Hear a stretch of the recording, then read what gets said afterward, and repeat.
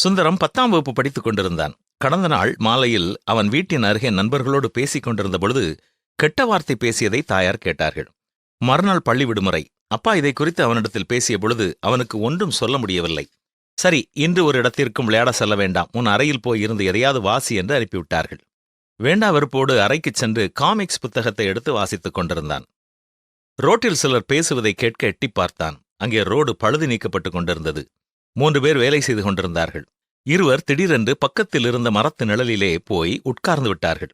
ஒரே ஒரு கண்ணாடி அணிந்திருந்த மனிதன் மட்டும் கடினமான அந்த பணியை செய்து கொண்டிருந்தான். மரத்தடியில் உட்கார்ந்து இருந்தவர்களில் ஒருவன் எழும்பி வந்து, வா ராஜா, சற்று நேரம் நாம் இளைப்பாறலாம், நீ ஏன் இப்படி தனியாக வேலை செய்ய வேண்டும் என்றான். அதற்கு ராஜா என்ற அந்த பணியாள், இது நாம் ஓய்வெடுக்கும் நேரம் அல்ல, ஏற்கனவே மதியமே நமது ஓய்வு நேரத்தை நாம் எடுத்துவிட்டோம், நீ வந்து வேலையை தொடர்ந்து செய் என்றான்.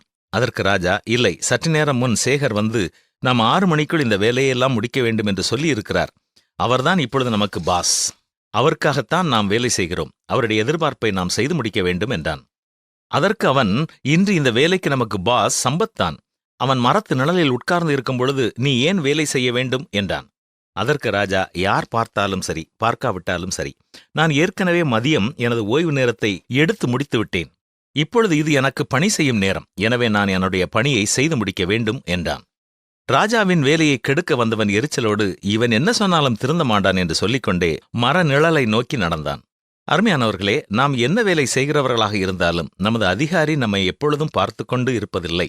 என்றாலும் ஓய்வு நேரம் தவிர மற்ற நேரத்தில் நம்முடைய அலுவல்கள் அத்தனையும் கருத்தோடு செய்கிறோமா என்பதை சற்று எண்ணி பார்க்க வேண்டும். வேலை செய்யாதவன் சாப்பிடாதிருக்க கடவன் என்றுதான் பரிசுத்த வேதமும் நமக்கு கூறுகிறது. மேலும் நீ வேலையில் ஜாக்கிரதை உள்ளவனை நீ கண்டாயானால் அவன் நீசர்களுக்கு முன்பாக இல்லாமல் ராஜாக்களுக்கு முன்பாக நிற்பான் என்று உண்மையாய் பணி செய்கிறவர்களின் மேன்மையை எடுத்துச் சொல்கிறது நம்முடைய வேதம்.